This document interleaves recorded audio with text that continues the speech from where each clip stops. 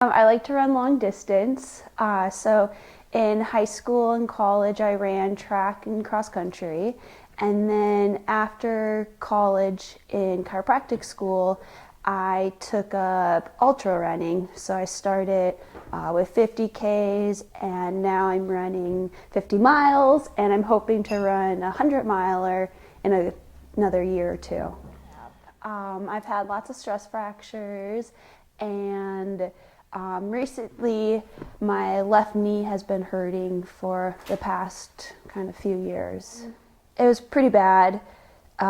Pretty much like any time I'd like go downstairs or bend my knee or try to run, I'd have a sharp shooting pain down the front of my knee.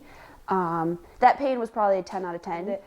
She taught me just, how I move, like how I'm standing, how I'm sitting, directly affect the rest of my body, which seems so simple, but, but before that, I didn't even think about the way that I was standing, locking my knees.